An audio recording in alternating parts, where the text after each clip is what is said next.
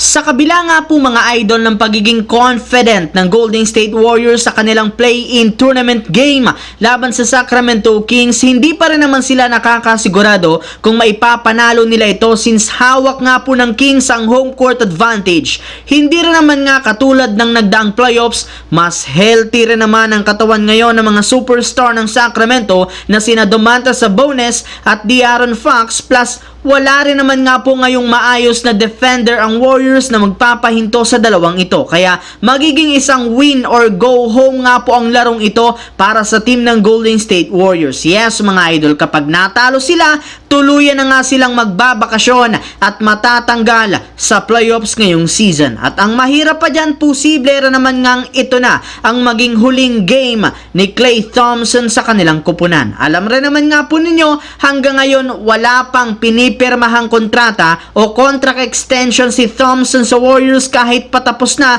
ang kanyang kasalukuyang kontrata. Kaya dahil dyan, maaari nga pong maging isa siyang ganap na free agent kung saan susubukan nga nitong itest ang free agency kung may mga teams na interesado na magbibigay sa kanya ng mas malaking kontrata na hindi kayang tapatan o lampasan ng Warriors. Kaya posible na makita natin si Klay Thompson na maglaro sa ibang kupunan kung sakali mang umayaw na siya sa ibinigay ng kontrata ng Warriors. Samantala, pinag-uusapan nga po ngayon mga idol na mga analyst at fans sa social media kung ano nga bang pwedeng gawin ng Los Angeles Lakers sa kanilang play-in tournament laban sa Pelicans, kung ipapanalo ba nila ito para makalaban ng defending champions na Denver Nuggets o sasadyain nila dito na magpatalo para kalabanin ang mananalo sa Sacramento at Golden State Warriors at para na rin naman magkaroon ng oportunidad na makalaban ng batang team na Oklahoma City Thunder. Pero ayon rin naman nga po mga idol sa naging pahayag ng mismong head coach ng Denver Nuggets na si Coach Mike Malone,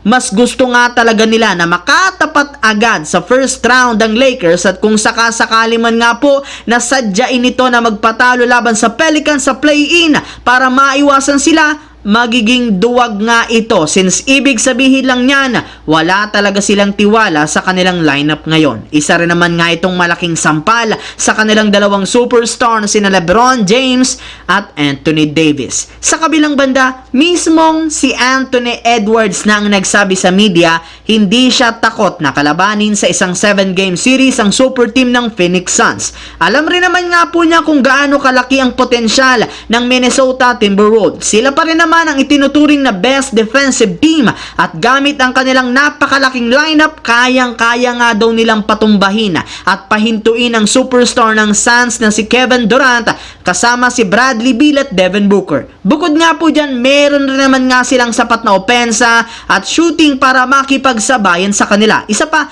healthy ang kanilang superstar teammate na si Karl Anthony Towns, kaya maayos nga itong makakapag-ambag sa susunod na laro, hindi kagaya ng nagdaan. Isa pa, alam na rin naman nga po niya na binago ng mga referee ang mga ginagawa nitong tawag sa kanilang mga laro, kaya susubukan nga niya na hindi na ito pansinin at mag-focus na lamang sa kanilang laban kontra sa Phoenix Suns.